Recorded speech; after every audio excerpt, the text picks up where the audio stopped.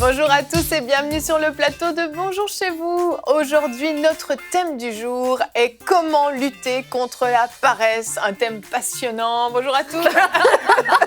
Gwen s'est endormie déjà. Oui. C'est la fin ou c'est le début? C'est le début. Ah Tu oui, te réveilles d'accord. au bon moment, tout va bien Gwen. On a un invité aujourd'hui, le Bonjour. pasteur Yvan Carluère. Ça va bien Yvan? Très bien. Super, merci beaucoup d'être là. Tu es le pasteur fondateur et pasteur principal de l'église MLK Martin Luther King Oui. à Créteil, en Oui. région parisienne, Paris. Créteil, c'est pas Paris. Alors si je révise ma géographie, c'est dans le 94. Oui, Voilà, tu as 7 minutes de Paris. je précise. RER 7, non? Non, il n'y a pas d'erreur. Il n'y a pas de RER, je vois, c'est pas Paris. Il y a un métro. Un métro. Ah donc c'est Paris alors. Je ne veux pas avoir de problème avec la directrice de l'émission. Tu as tout le temps raison. Voilà, prenez-en de la graine, mes chers amis. Ah, ok, d'accord. Une parole de Bon, c'est vérité. faux, des fois l'acteur, pardon. Non, on enlève cette partie de l'émission, sinon je vais perdre mon travail. Donc aujourd'hui, nous allons parler de la paresse et nous allons être d'ailleurs proactifs dans cette émission, je le crois. Nous aurons un conseil du coach avec toi, Yvan. Tout à l'heure, on va parler de motivation, de bonne motivation. On va parler de carburant et d'écologie. Alors là, les gens comprennent plus rien, mais c'est volontaire. C'est volontaire. C'est pour que vous soyez curieux et que vous restiez avec nous. Donc, on va voir en première partie d'émission comment lutter contre la paresse. Et ben, la paresse, on est tous plus ou moins paresseux, il faut bien se le dire, mais pour certains, c'est vraiment presque une tare, quelque chose qui empêche vraiment d'avancer et de produire. Donc, on en parle tout de suite dans la pensée du jour.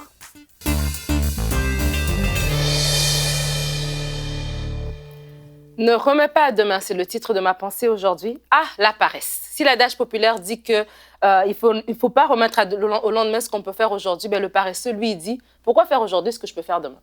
Et c'est vrai, parce que le paresseux ne veut rien faire, il veut rester dans une constance nonchalante. Et vraiment, la paresse est un frein à l'épanouissement. Et ce que la Bible nous dit dans Proverbe 20 au verset 4, « À cause du froid, le paresseux ne laboure pas. À la moisson, il voudrait récolter, mais il n'y a rien. » Et vraiment, là, ceux qui servent dans l'église, ceux qui sont actifs, ceux qui font des choses autour de vous, ils entreprennent des choses, ils ont les mêmes 24 heures que vous, ils n'ont pas plus que vous. Ils ont les mêmes 24 heures, mais ils choisissent de canaliser leur énergie, ils choisissent de se focaliser, de développer la discipline et d'accomplir des choses. Donc, avant d'être une question d'opportunité, c'est d'abord une question d'effort. Et vraiment, si vous ne produisez pas, c'est vraiment une décision à prendre pour lutter contre la paresse, une décision personnelle pour vaincre la fainéantise et se mettre au travail. Parce que non seulement c'est un frein à l'épanouissement, mais le paresseux, il se prive lui-même. La Bible nous dit dans Proverbe 22, le verset 13, « Le paresseux dit, il y a un lion dehors, je serai tué dans les rues. » Et vraiment, la peur et la paresse ensemble, ça ne fait pas bon ménage. C'est la recette garantie contre toute forme d'entrepreneuriat.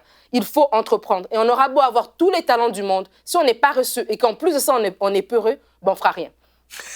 Tout simplement. Alors, on va voir que les gens avancent autour de nous. On aura l'impression que tout le monde fait des choses, tout le monde accomplit des choses, tout le monde en plus que nous, mais non pas plus que vous. Ils ont tout simplement du courage. Ils ont tout simplement choisi d'entreprendre des choses. Ils ont tout simplement choisi de se lever, de ne pas se laisser aller à cette paresse qui nous envahit, qui nous embrasse carrément pour nous garder assis. Ils ont choisi de se lever. Donc, la paresse est un frein à l'épanouissement. Le paresseux se prive lui-même, mais le paresseux prive aussi les autres. Proverbe 21, verset 25, « Les désirs du paresseux le tuent parce que ses mains refusent de travailler. » La Bible nous parle énormément contre la paresse. Dieu a mis en vous des talents, il a mis en vous des dons. Et au-delà d'être pour vous, ces dons sont au service des gens autour de vous. Alors imaginez si la personne qui devait inventer la roue, qui devait inventer l'électricité, qui devait inventer le téléphone, peu importe, était paresseuse, avait choisi de ne pas faire des choses, ben ces idées-là, elles seront mortes avec elle.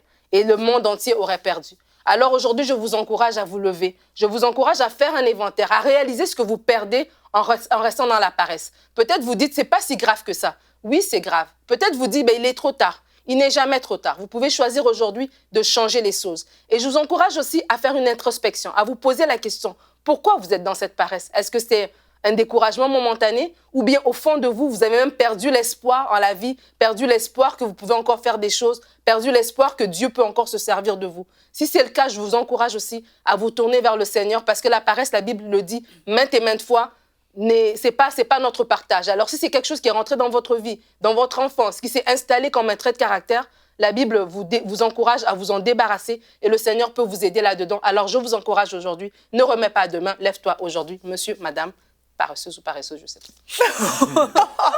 Moi, j'ai envie de dire à vos ordres, capitaine Nadine. Paresseuse.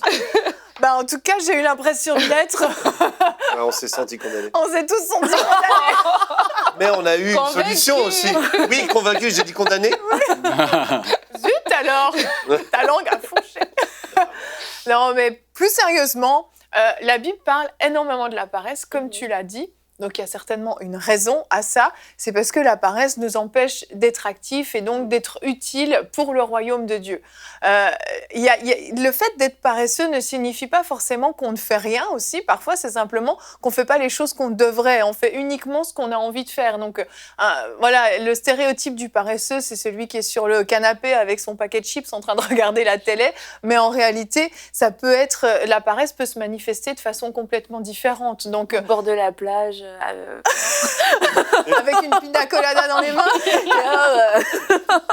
C'est un vacancier, ça c'est pas le fait de prendre du temps, de prendre des pauses, de s'arrêter de temps en temps, c'est une bonne chose. C'est pas ça la paresse. Je veux juste remettre les choses dans leur contexte, qu'on définisse bien la paresse pour commencer, parce que sinon on se sent tous condamnés dès qu'on s'assoit sur une chaise et puis qu'on n'est pas en train de faire quelque chose. C'est absolument pas ça. C'est juste qu'il y a des choses parfois qu'on doit faire. On sait qu'on doit les faire parce que le Seigneur nous a mis des choses vraiment à cœur. Il y a des besoins particuliers et on est peut-être la réponse à un besoin pour une personne. Et puis là, justement, on va repousser et parfois, c'est simplement par paresse. Parfois, c'est par peur, il y a plusieurs choses, mais parfois, c'est par paresse. Juste, j'ai pas envie de le faire. Là, j'ai vraiment pas envie. Oh non, c'est ça, demain. Oh, puis demain arrive et finalement, peut-être que la personne a oublié que je lui avais proposé mon aide ou peut-être que moi, je vais oublier que j'avais décidé de faire ça. Et là, on repousse. C'est là que ça devient un problème. Voilà, je voulais juste mettre les choses à plat. Et maintenant, je peux balancer mon verset du jour. On a dit la paresse, on en parle beaucoup dans la Bible. Proverbe 13,4, c'est notre verset du jour. Le paresseux a des désirs qu'il ne peut satisfaire, tandis que les personnes actives sont comblées. Tu le disais dans ta pensée, Nadine, que la paresse nous prive aussi d'un épanouissement. Parce qu'en fait, on aime être actif, on aime produire des choses, on aime être utile pour le royaume. Ça nous fait du bien à nous-mêmes, ça nous rend épanouis. Donc, on voit que justement, les personnes actives sont comblées. On ne parle pas de suractivité, on parle d'activité, je précise. Ben oui, c'est ça, parce qu'en fait, le paresseux, j'avais dit au début qu'il c'est un frein à l'épanouissement, il se prive lui-même et il prive les autres.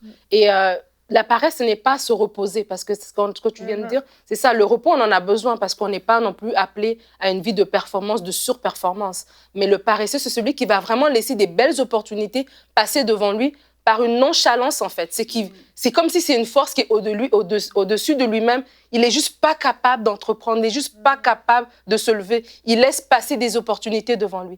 Et c'est vraiment ça, c'est se dire qu'avant même les autres, c'est d'abord soi-même quand on est paresseux. Et on est conscient quand on est paresseux dans un domaine. On est vraiment conscient qu'il y a des tares, qu'il y a des conséquences qu'on vit dans notre vie à cause de notre paresse. Que ce soit un truc tellement simple, par exemple, un jeune qui ne sait pas faire son ménage, il est conscient que sa chambre est dans un bazar total à cause de sa paresse. Quelqu'un qui n'a pas d'emploi ou qui perd des emplois parce qu'il arrive toujours en retard, parce qu'il n'est pas capable de se lever à temps ou il n'est pas capable de faire le travail qu'il est demandé à cause de sa paresse. Donc, il y a vraiment des conséquences à la paresse, vraiment.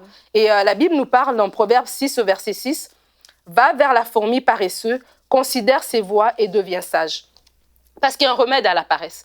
Ça peut être arrivé que peut-être vous avez grandi dans un style de vie où est-ce qu'on faisait les choses pour vous et vous n'avez tout simplement pas développé l'art de travailler, l'art de faire les choses. Et de se dire, il y a un remède à cette paresse-là. La Bible dit, va vers la fourmi. Donc, va vers les gens qui, eux, sont actifs, qui, eux, sont organisés. Toi qui es paresseux. Donc, il faut d'abord reconnaître aussi, si on ne reconnaît pas qu'on est paresseux sur un certain domaine de notre vie, ça ne sert à rien. Il n'y a personne qui va le changer. Pour nous, c'est nous qui devons reconnaître cela. Et quand on va vers la fourmi, considère ses voies et devient sage, ça veut dire qu'on va vers ceux qui font les choses, apprends d'eux.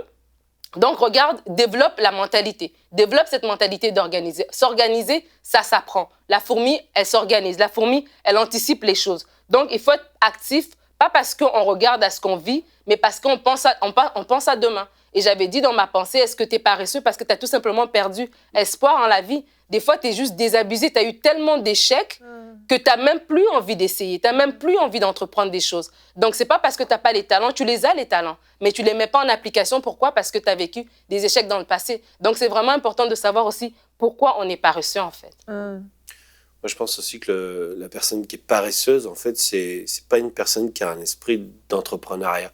C'est quelqu'un qui voit toujours comme les choses comme étant dictées, des ordres. Et elle est paresseuse devant ces choses-là parce qu'il n'y a rien qui l'inspire elle-même. Il n'y a rien qui la pousse à prendre des initiatives. Mais une personne qui prend sa vie en main, elle a de l'inspiration pour faire des choses. Donc, elle sera toujours motivée parce qu'elle va aller jusqu'au bout. Mais le paresseux, c'est quelqu'un qui est vraiment, tu sais, qui a un esprit de je laisse les autres diriger, les autres vont faire ci, les autres vont faire ça. Et puis, quand il va m'arriver du malheur, il va y avoir un lion qui va me tuer dans la rue, comme on le disait tout à l'heure. C'est quelqu'un qui subit, en fait, tout l'extérieur, tout ce qui vient de l'extérieur. Puis, au final, sa seule solution, ou bien ce qu'il s'est dit, c'est je préfère encore rien faire, tu vois. Mais je crois que si on adopte la mentalité du royaume, la Bible dit tout ce que ta main trouve à faire, fais-le. Et puis que c'est bon d'être actif pour le royaume. Et c'est ce que tu disais tout à l'heure aussi, c'était bien, j'ai aimé ça, c'est que tu disais que des fois, il faut se poser les questions. D'où est-ce qu'elle vient cette paresse? Et ça, c'est tellement important parce que souvent, ça vient d'une puissance de découragement dans la vie des gens. Ils ont été découragés. Du coup, ils n'essayent plus. Et puis, ils entrent dans une locomotive qui avance toute seule, ou pas. Moi, tout ce que j'ai à dire, c'est la porte tourne sur ses gonds et le paresseux dans son lit. C'est un proverbe, mais il me fait trop rire. La Bible est drôle quand même. Je trouve qu'il y a beaucoup d'ironie autour du paresseux. Il y a beaucoup d'humour autour du paresseux. Ah oui, ça c'est vrai. Et parce que c'est quasiment caricatural. Mais comme tu disais, Gwen, la paresse, ça vient souvent d'une puissance de découragement et aussi d'une peur de l'échec. Et on peut choisir la paresse parce qu'il y a un effort à fournir. Et puis, je crois que je vais échouer ou j'ai peur d'échouer. Et du coup, ça vient m'aspirer toute l'énergie que j'aurais pu avoir pour accomplir cette chose.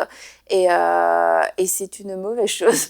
Et l'autre point, c'est que quelquefois, on peut être très actif dans plusieurs domaines de notre vie, mais il peut y avoir un domaine où la paresse s'est installée. Et c'est pour ça, il y a des gens qui disent « je suis super active, moi je fais du sport, je m'occupe bien de ma maison, je sers à l'église, etc. etc. » Mais est-ce qu'il y a pas quelque chose, un domaine dans lequel Dieu t'a parlé, quelque chose que tu dois faire et où là, la paresse s'est installée? Arrête de me regarder comme ça. Ça suffit tous J'ai les deux. l'impression que tu veux nous parler, Annabelle. Non. Tu veux confesser quelque chose, toi? Et donc voilà, on peut ne pas être une personne paresseuse de nature, mais on peut être paresseux dans un domaine. Et là, il faut avoir cette prise de conscience et ne pas s'innocenter. Non, moi, je suis pas paresseuse. Mais s'il y a des choses dans notre vie qui ne s'accomplissent jamais, peut-être qu'il y a une source de paresse. Arrête de me regarder. Mais je t'écoute. Mais je l'écoute. Ah, les enfants. Je parle plus. Mais c'est vrai que je dis ça. Je te regarde comme ça parce que je me reconnais là-dedans. Voilà. Bien. Moi, j'ai une question juste. Alors, je suis désolé de ne pas avoir une solution, mais j'écoute votre discussion avec plaisir. Et qu'est-ce que vous donneriez comme conseil justement à quelqu'un qui n'est pas paresseux et qui a cette tension parce qu'un de ses enfants, par exemple, est paresseux, parce que son conjoint, et dans ce cas-là, ça peut créer des situations qui peuvent s'envenimer énormément. Donc, une maman dont l'enfant se lève pas du lit, je sais que c'est rigolo, mais au bout d'un moment, elle rigole plus, la maman. Et du coup, c'est vrai qu'un peu la tentation, me semble-t-il, ça serait d'arriver en disant « Lève-toi, paresseux, va voir la fourmi » et tout ça. Il veut voir juste sa console. Viens voir maman Il fourmi. veut juste faire ses jeux vidéo. Non, mais sincèrement, il veut faire les jeux vidéo. Il est aspiré par ça. Et du coup, ça peut être très frustrant parce que quelle clé on peut donner? Là, on parle de comment lutter contre la paresse soi-même. À la rigueur, j'arrive à peu près. D'ailleurs, c'est pas un problème, donc d'autant mieux. Mais pour quelqu'un pour qui c'est quelqu'un de proche que vous aimez qui a ça, c'est un vrai handicap. C'est commencer par l'encouragement. Parce que moi, j'ai vu des mamans qui aggravait le problème en fait en étant mais vas-y, mais lève-toi, etc. En mettant des électrochocs. Ouais, c'est ça. À quelqu'un dont le cœur réagit plus, tu peux faire 400 électrochocs et tu vas juste finir de le tuer, quoi. Il y a un moment où il faut peut-être lui dire il y a des choses belles que tu as faites. C'est sûr que tu n'as pas rangé super bien ta chambre, etc. Mais soulignons aussi ce qui va bien pour redonner envie de vivre. Ouais. Parce que redémarrer un début de motivation, que le cœur se remette à battre et puis s'émerveiller de choses simples. Voilà. C'est ça, c'est parfait parce que c'est T'avais le une point. réponse. Mais oui, Ah non, j'avais mais une moi, réponse. j'ose pas. On aime J'ose pas. mais si, il faut, et c'est très bien ce que tu dis, c'est le point justement que je voulais emmener ensuite, c'est justement de trouver des motivations pour justement régler ce problème de paresse. Et tout à l'heure, dans ton conseil du coach, on va voir justement quelles sont les bonnes et les moins bonnes motivations. On va faire un tri dans ces motivations. Mais très souvent, le problème du paresseux, c'est cette absence de motivation. Et donc, forcément, ça n'avance pas. Ça n'avance pas parce qu'il n'y a pas de... Pourquoi est-ce que je me lèverais? À quoi ça sert alors que je suis très bien dans mon lit? Pourquoi est-ce que j'arrêterais mon jeu vidéo, pour reprendre ton exemple, alors que je suis très bien devant mon jeu vidéo, etc., etc. Donc, il y a besoin de trouver des motivations et on en parlera tout à l'heure. Mais Nadine, tu avais peut-être, avant qu'on passe au conseil du coach, un dernier conseil à donner justement pour lutter contre cette paresse? En fait, ça rejoint un peu ce que le pasteur Yvan dit, c'est de développer la discipline, en fait. Et ça ne se fait pas du jour au lendemain. Des fois, c'est des modes de fonctionnement, des paradigmes, des façons de faire qui sont installés depuis l'enfance, alors que la madame que son mari est paresseux, par exemple, ou la femme ou l'homme que sa femme est paresseuse, ou les parents dont les jeunes sont paresseux, c'est pas du jour au lendemain que ça va partir. C'est d'abord, oui, de célébrer les petits changements. Donc, le jeune qui range pas sa chambre, mais la discipline à petit niveau. Donc, pour dire, par exemple, toi, tu fais juste amener tes vêtements devant la laveuse. Je vais faire le reste. Juste ça, déjà. C'est déjà des petites choses. Donc, dans des petites choses, de vouloir de chercher à cette amélioration-là. Parce que la paresse, c'est quelque chose aussi c'est un trait de caractère qui est intime. Les gens de l'extérieur vont pas le voir. Toi, tu sais si ton mari est paresseux. Tu sais si tes enfants le sont parce que c'est quelque chose, c'est vraiment dans des petites choses qu'on va le voir se développer. Mais vraiment de développer la discipline pour la personne qui est paresseuse, mais aussi pour les gens autour, de dire, on va te donner un petit projet. Tu vas juste faire une chose à la fois. Pas trop de choses pour pas se décourager, mais une chose à la fois et de célébrer ces petites victoires-là, qui sont peut-être anodines pour quelqu'un d'autre, mais pour quelqu'un qui est paresseux, c'est toute une montagne. Et quand il arrive à le faire, il faut l'encourager, le célébrer. Bravo, Nadine. Moi, j'ai rangé Annabelle est en feu. Non, je veux pas savoir si tu as rangé ta chambre aujourd'hui, Gwen. Nous allons voir maintenant justement comment sonder nos motivations, lesquelles faut-il garder, lesquelles sont presque à jeter. On va en parler tout de suite avec le pasteur Yvan Carluère dans la rubrique Conseil du coach. On se retrouve pour la rubrique Conseil du coach. Donc, Yvan, on va parler motivation et bonne motivation, surtout aujourd'hui. Et comme je l'ai dit, on va parler de carburant et d'écologie. Alors là, les gens disent, mais quel rapport y a-t-il? Mais on va le voir tout de suite. Donc, on va voir nos motivations pour avancer, là, c'est ça? Alors déjà, définition de la motivation. Qu'est-ce qui me motive à avancer? La motivation, c'est une énergie. Donc, c'est pour ça que je parle de carburant. C'est qu'est-ce qui nous motive, qu'est-ce qui nous met en mouvement. C'est une force motrice qui nous amène à l'action, un désir de réaliser. Alors, on va voir qu'il y a deux types de motivation, de carburant. Déjà, moi, je dois faire une analyse sur moi-même. Qu'est-ce qui me pousse à me lever le matin? Qu'est-ce qui me pousse à servir Dieu? Qu'est-ce qui me pousse à faire des efforts dans mon couple? Qu'est-ce qui me pousse à être un bon papa, etc. Chacun mettra derrière les mots qu'il veut. Alors, deux grandes motivations. Il y a des motivations, on va dire, naturelles dans le cœur de l'homme, de la femme sur cette terre, et des motivations qui sont plus de notre nature chrétienne. Alors, c'est assez simple. D'ailleurs, on le voit dans 1 Jean. Voici ce qui est écrit. C'est Jean qui est l'apôtre de l'amour. Il dit cela. Il dit, attention, on voit tout ce qu'il y a dans le monde. Les motivations de ce monde, c'est les mauvais désirs qui animent l'homme livré à lui-même, la soif de posséder ce qui attire les regards, l'orgueil qu'inspirent les biens matériels, les richesses. Tout cela ne vient pas du Père, mais du monde. Mais ça marche très, très bien. Et l'idée, c'est de réaliser un petit peu que si on veut que le jeune se lève de son lit, il va aller naturellement. Pourquoi il va vers la PlayStation? Pourquoi il va vers la console? C'est parce qu'il va avoir une motivation facile d'accès. Alors, qu'est-ce qu'il y a derrière?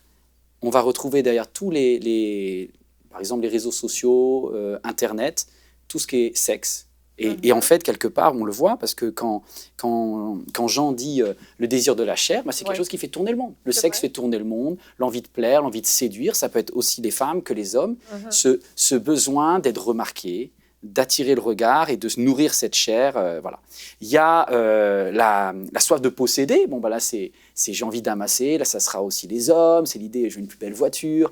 Je vais faire des heures sup. Je vais me motiver pour pouvoir obtenir plus, gagner plus. Et si je gagne plus, je deviens quelqu'un. Et enfin, on voit la gloire, l'orgueil, parce que quand on a tout ça, on se dit, qu'est-ce qui me reste ? Je veux être un monsieur, une dame connue. Et on se dit, voilà, ça, quand on regarde les hommes politiques, quand on regarde les chefs d'entreprise, ils ont une énorme motivation. Encore faut-il qu'elle soit belle. Tous ces carburants-là sont très efficaces. C'est ça. Donc ça, ce sont des carburants. Ça fait produire, ça fait avancer. Dans chaque homme, chaque femme, ces carburants existent. Que vous soyez chrétien ou pas, tout le monde est tenté par ces trois choses. D'ailleurs, Jésus, lorsqu'il est retiré dans le désert, le diable arrive et il abat ces trois cartes. Puisqu'on le voit très bien, il lui dit, à propos du désir de la chair, il dit, est-ce que tu as faim ? Transforme ces pierres en pain et nourrit ta chair. Donc là, on voit bien qu'on a des pulsions, on a des désirs qui nous font carburer. Quand on manque de quelque chose, ça crée une motivation à aller chercher. Désir de la chair, alors ça peut être la chair physique, ça peut être tous les aspects sexuels, etc. C'est là que ça se trouve. Et ça fait bouger le monde. Lorsque, ensuite, il lui dit « saute », sois prêt à regarder, show off, quoi. Montre-toi, saute du temple, et va y avoir des paparazzis, il y aura des projecteurs, il y aura des personnes qui vont te voir, tu vas devenir un homme célèbre, tu vas devenir connu, tu vas devenir chanteuse. J'ai envie d'être chanteuse.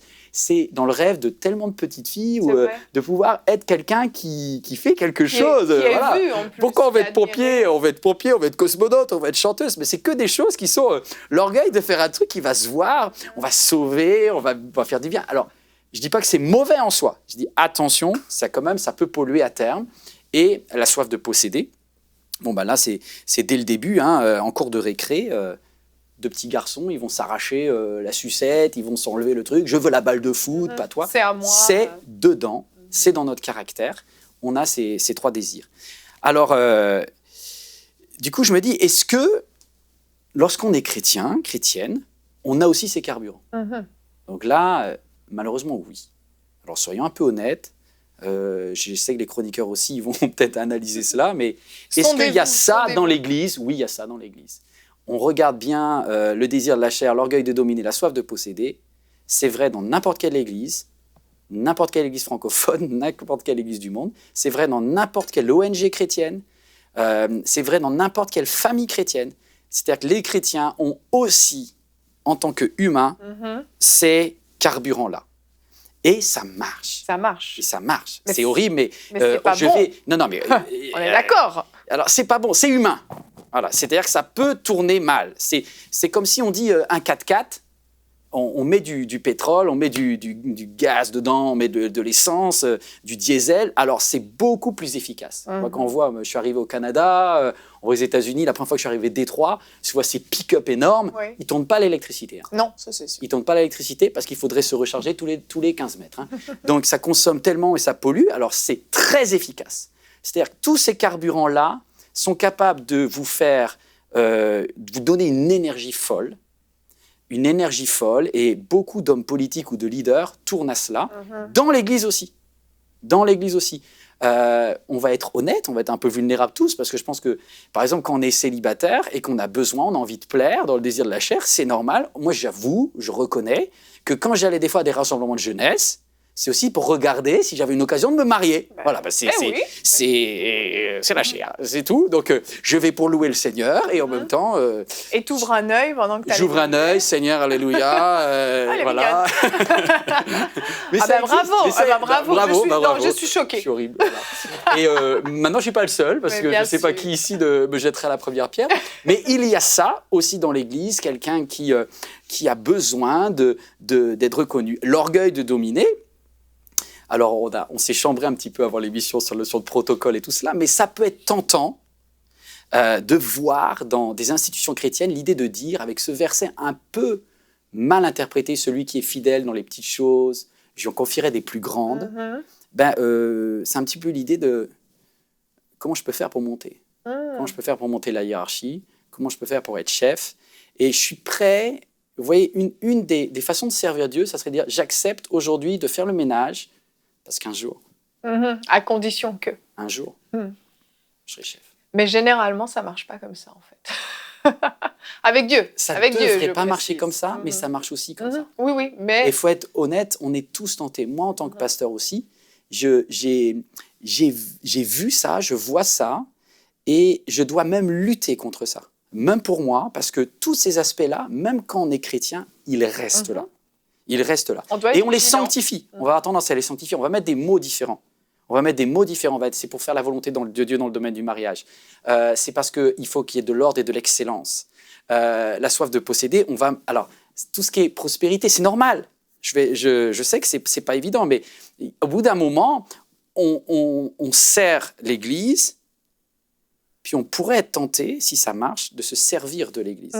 C'est vrai. Et il y a un Et c'est bascule C'est dans dangereux. la soif de posséder, l'intégrité des hommes droits les dirige, mais c'est pas naturel. Et parfois, il y a des grands serviteurs de Dieu, des femmes de Dieu remarquables, qui, tant qu'elles étaient pauvres, étaient intègres et merveilleux. Et quand il y a eu du succès et il y a eu des richesses et des choses qui sont arrivées dans l'Église, il y a un moment où notre focus, il glisse légèrement. Alors on va dire, oui, mais Dieu ordonne que tu sois prospère. C'est vrai, mais c'est une conséquence, ça ne doit pas être un moteur. Absolument. Méfions-nous de ne pas mettre une de ces motivations, C'est sûr. parce que ça peut salir ce qui est... Il faut être capable de porter, en fait, ces choses-là. Ouais, et puis il faut tout le temps s'analyser, parce que ça revient tout le temps. Si c'est revenu à Jésus dans le désert, il y a d'autres moments dans la vie de Jésus où ces tentations sont revenues, et il faut être hyper vigilant, peut-être être un peu aussi redevable auprès de quelqu'un, en parler. Si quelqu'un est marié, dire « Aïe, ma chérie, est-ce que tu vois quelque chose en moi qui est en train de basculer dans ma motivation ?» D'avoir des grands conseillers qui disent « Mais c'était pas comme ça, cette église au début. On est en train de se déplacer, on vrille un petit peu. » Et moi, je me méfie de moi-même. Je pense que... Alors, c'est aussi quelque chose qui est marqué par mon enfance, parce que j'ai connu une église qui marchait bien lorsque j'étais petit et qui a tourné un peu à la secte. Et ça arrive. Et du coup, je suis sensible à avec quoi on bâtit. Parce qu'on peut bâtir plus vite avec ça christianisé qu'avec les motivations que Jésus nous donne. Alors, on va aller aussi... On va les voir, ces motivations. Mais je pense que vous les avez vues dans des églises. Hein. On a déjà vu. Alors, je sais, j'ai un ami qui m'avait fait une blague. Il me disait comme ça, dans les églises, au bout d'un moment, les titres commencent à ronfler. Et moi, je l'ai vécu, je le vois, parce que c'est dur à gérer. Le succès, C'est vrai. c'est difficile. Maintenant, il y a des gens qui prennent l'avion, le train pour venir voir et qui me disent « Ah, pasteur Yvan, c'est vous !» Et à la fois, c'est super valorisant. Et je me dis « Waouh, ça ne doit pas être mon carburant. C'est pas pour ça qu'on doit prêcher. Jamais. C'est pas pour ça qu'on doit être. » Et puis après, en pastoral, vous savez, quand on est entre collègues, il y a après un petit peu club. « Ah, toi, t'as une église de combien ?» On est à la limite. On est en train de mettre un carburant, mais il y a pas mal d'additifs pas très bons dedans. C'est sûr, hein, plus la croissance va être importante, plus il va falloir faire très attention à son cœur et à ses motivations. Voilà. Tout à fait. Bon, on a les bonnes motivations. Voilà, ben oui, on va aller dans le bon. Alors, j'ai cherché, et je vois dans 1 Corinthiens 13 quelque chose d'extraordinaire. Dans 1 Corinthiens 13, voici ce que l'apôtre Paul dit. Les carburants, ce que Jean avait dit, ça ne dure pas. Le monde passe, sa convoitise passe, alors que la volonté de Dieu demeure éternellement. Donc, la gloire, ça passe, l'argent, ça passe, la chair, ça passe. Donc, qu'est-ce qui demeure ? Et dans 1 Corinthiens 13, en somme, 3 choses demeurent. La foi, l'espérance et l'amour. Donc, vous le voyez ici, la foi, l'espérance et l'amour. Et la plus grande des 3, c'est l'amour. Alors ça, c'est ce que j'appelle le carburant propre. C'est pour ça que tu parlais d'écologie. Voilà. C'est des carburants qui ne sont pas stockables. C'est-à-dire que la foi, c'est tous les jours que j'ai besoin d'en nourrir. Donc, si on ne peut pas dire j'ai mon quota de foi. Voilà, si je dois traverser le Québec, le Canada ou le Congo en voiture, il va falloir que je fasse le plein. Très souvent, si je tourne quelque chose de propre. Voilà. C'est très peu stockable. L'amour, c'est tous les jours. Seigneur, viens me re-remplir. L'espérance, parce qu'on va avoir des baisses de morale, et ça, c'est propre. Alors, la foi, c'est quoi? La foi, on le voit dans Hébreux, une confiance absolue en Dieu, confiance absolue en sa parole. Seigneur, dans les moments faciles, dans les moments difficiles, j'ai besoin de toi. Donc, concrètement, j'ai comme motivation propre dans mon cœur d'être un homme de foi. Il y a quelqu'un qui regarde cette vidéo, c'est qu'est-ce que ça implique pour toi d'être une femme de foi, d'être un homme de foi? Quelqu'un qui va se baser non pas sur ses émotions, quelque part, mais sur qu'est-ce que Dieu me dit dans sa parole. Donc là, on se nourrit. Hein. Oui. On est obligé de faire le plein avec la parole de Dieu. C'est ça, c'est là qu'on se branche. Quelle est la promesse de Dieu aujourd'hui? Ok, je vais passer tous les jours, donc on va mettre une routine en place dans sa vie de foi, justement. Je vais faire mon plein tous les jours, je vais lire un verset, 2 versets, pensée du jour, je me connecte sur MCI, sur ceci, cela, et je me nourris, je remplis ma foi. Ensuite, l'espérance. Alors là, peut-être un peu le pendant par rapport à ce que j'ai dit tout à l'heure. Il y a une église que je trouve très inspirante, c'est l'église Momentum, et je leur rends hommage avec Patrice Bartorano. Il a écrit ce livre, Le meilleur est devant. Et on pourrait dire, c'est un peu phrase toute faite, quoi. Enfin, le meilleur est devant, et j'ai parlé avec Patrice, et quand on connaît par quoi il est passé, par les difficultés, je vous invite à aller voir directement auprès de lui, il l'a écrit d'ailleurs dans son livre « Le meilleur est devant », les épreuves financières par lesquelles il est passé. Lorsqu'il n'avait pas de quoi nourrir même sa famille, qu'il devait demander la charité des autres. Et quand il dit « le meilleur est devant », c'est un choix hyper dur. C'est pas facile, l'espérance. L'espérance, c'est de dire je crois que mon Rédempteur est vivant et qu'il se lèvera le dernier, mais j'ai pas le jour, j'ai pas l'heure, et il viendra, quoi. Ouais. C'est un lâcher-prise assez difficile, et l'espérance, elle est très critiquée par des religieux qui disent ça peut être trop paroles faciles. Je crois qu'il faut que on se nourrisse de choses positives. Alors, sans tomber après dans la pensée positive, qui serait que du coach, voilà. Mais si tu as des personnes qui te nourrissent d'espérance autour de toi, ça fait tourner la vie. Tout à l'heure, on a partagé cette maman qui peut valoriser les progrès et qui dit, mais j'espère, je te vois. Dieu nous voit pas comme l'on est. Heureusement, il voit dans ce qu'on va devenir et il voit dans qui on est en Christ. Vous êtes assis avec Christ dans les lieux célestes. Pourtant, je suis bien sur la terre. Donc, il a une vision extraordinaire des choses qui sont à venir et qui sont très, très belles. Et puis, je termine avec l'amour. Oui. Ça, c'est ce qu'il y a de plus grand. Alors, vous avez vu avant, c'est tout sauf un sentiment, l'amour. Hein. Parce que l'amour, on dit, c'est des petits papillons dans le ventre, pas du tout. Hein. Non, c'est plus que l'amour, l'amour est patient. L'amour ne cherche pas son propre intérêt. L'amour ne se vante pas. Il ne soupçonne pas le mal. Il pardonne. Alors, c'est un carburant extrêmement propre. C'est un carburant qui est difficile à tenir. Parce que tout le quotidien va vider notre stock d'amour. Nos frustrations vont vider du stock d'amour. Les blessures de ceux qui sont autour de nous, des paroles de mort vont nous enlever l'envie des choses bêtes. Le stress consomme de l'amour. Donc, comment on fait pour refaire le plein d'amour, justement? C'est une grande question, apparemment, que je n'aurais pas dû poser. Non, si, mais je veux prendre le temps, justement, de me dire qu'est-ce que je fais, moi, en toute honnêteté.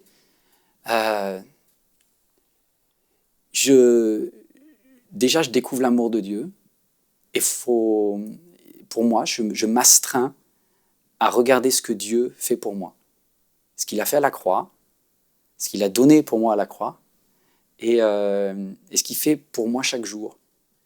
Et si on n'est pas capable de recevoir les lancers d'amour de Dieu, eh ben notre stock va être vide. Moi, en plus, Dieu a mis autour de moi des personnes et je vois Dieu en elles. Ça, c'est un choix aussi.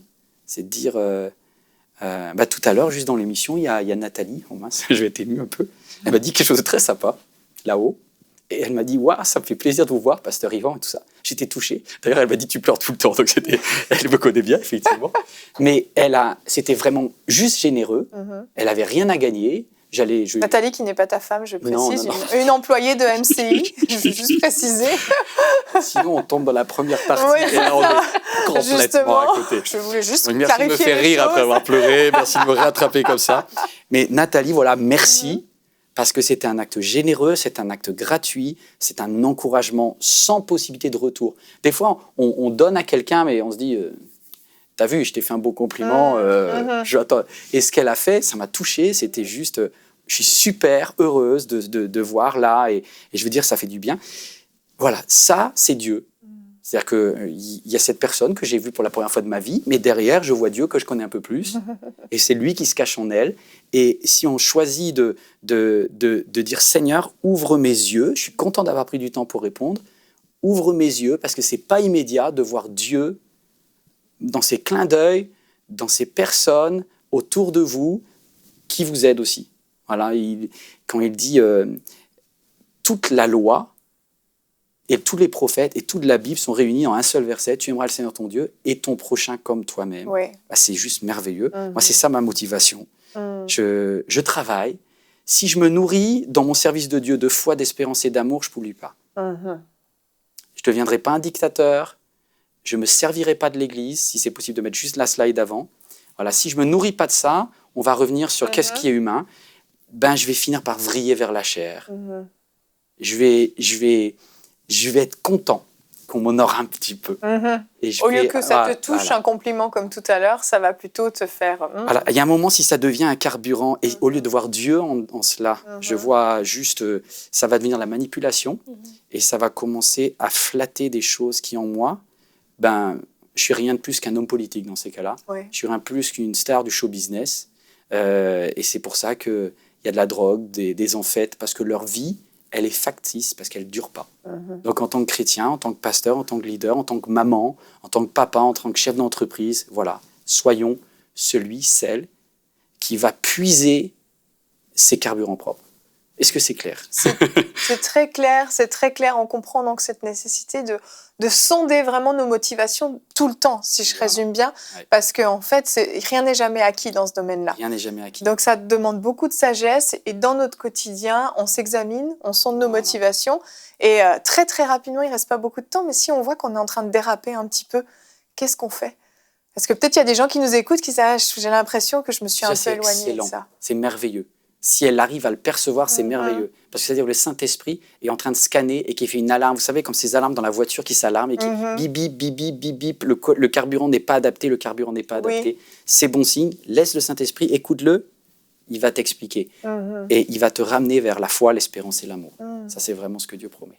C'est son boulot. Il le fait. Merci beaucoup, merci Pasteur Yvan pour toutes ces informations qui sont très importantes et je crois à la maison que vous avez vraiment reçu, vous avez été bénis par cet enseignement.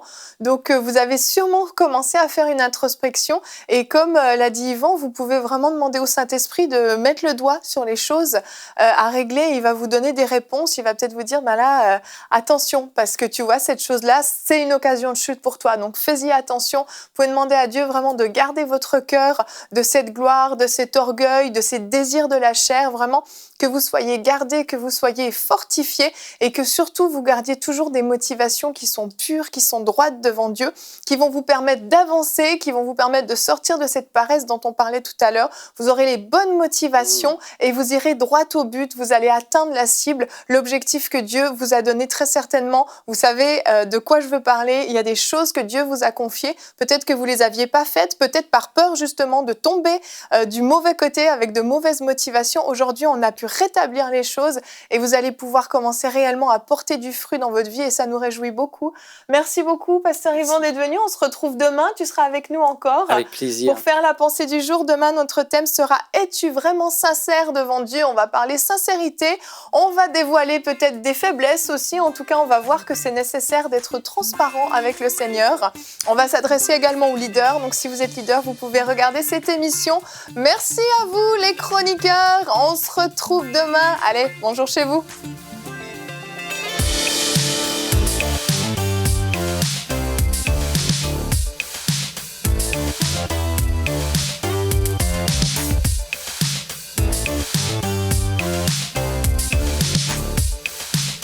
We'll be right back.